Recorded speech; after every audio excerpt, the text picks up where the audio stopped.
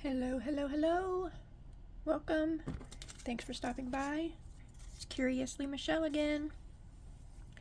So recently I posted a video about my Dollar Tree haul and my plan to see how many journals I can make from mostly Dollar Tree supplies. And I'm getting ready to start dyeing my pages. I will link that video below so it'll give you more context about what I'm talking about. So I've already cut up all my plain paper books and all my coloring books, and then I needed to cut the book block out of these covers, and because I want to dye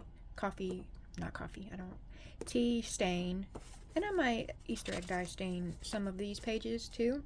So while I was cutting it out, I was like, well, I guess I might need to show how I cut. There's probably better, easier ways. I'm not sure.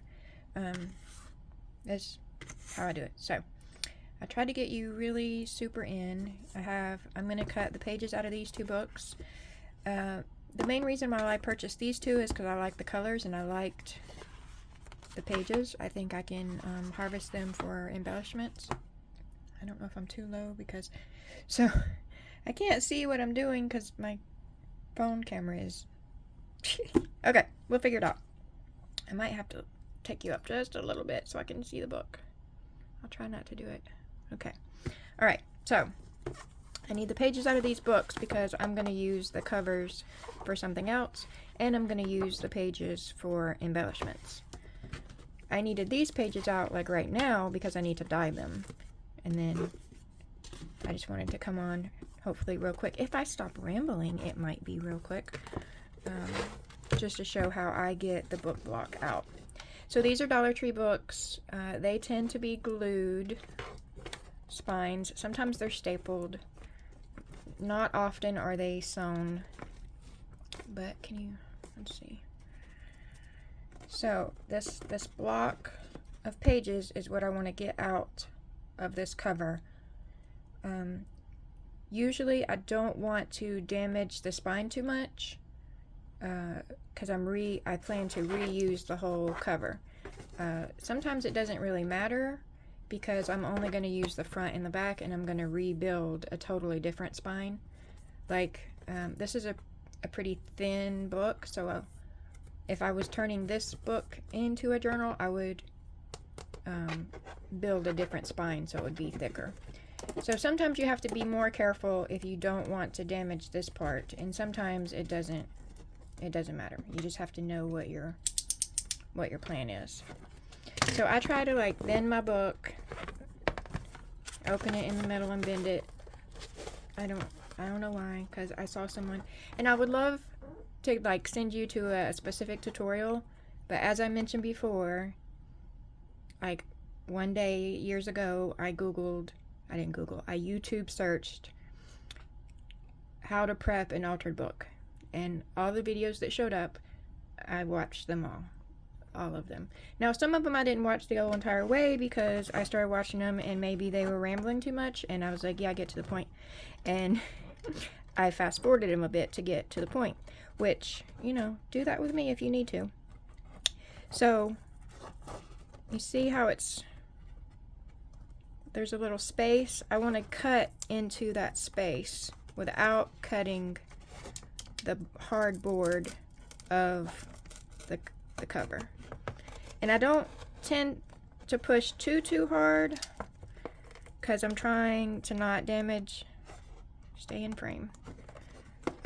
But you also have to have a little bit of muscles or you'll never get it cut. So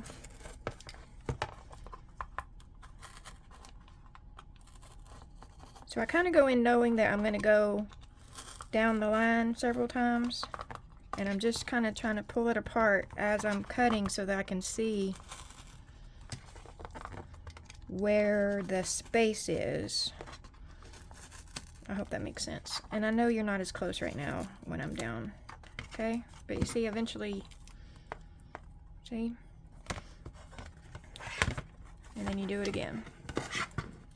See, you've got the back unattached, and you have that paper that's holding, so this is the paper that's holding this, that's helping hold, because the glue was there too, helping hold the book block into, so I'm just cutting down, I'm cutting that paper. And I can press harder this time because this is out of my way. Because I was trying not to cut through the spine before, but now, like, there's nothing behind what I'm cutting, so I can press a little harder if I had a little harder to go.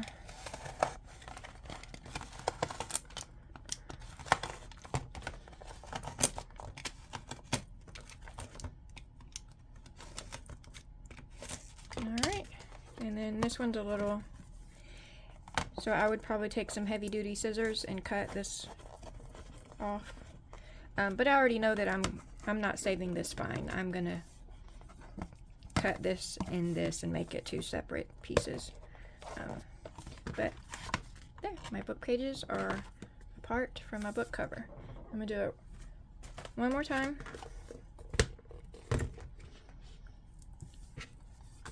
I really like, I don't know why, I just really like this, so I'm a little sad that I'm about to cut that. So this one, ooh, this one is more secure than the one I just did, but I mean, it's the same process. Oh, there we go, we finally found the little gap. See the little gap? That's what you're trying to get into.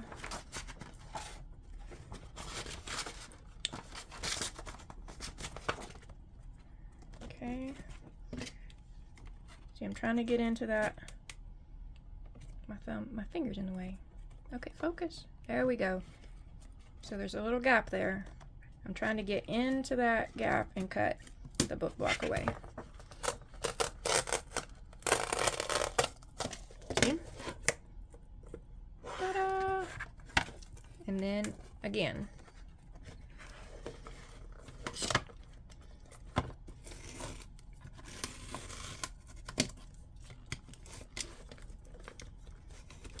Come on, what'd I do? What'd I miss? Oh, there it is.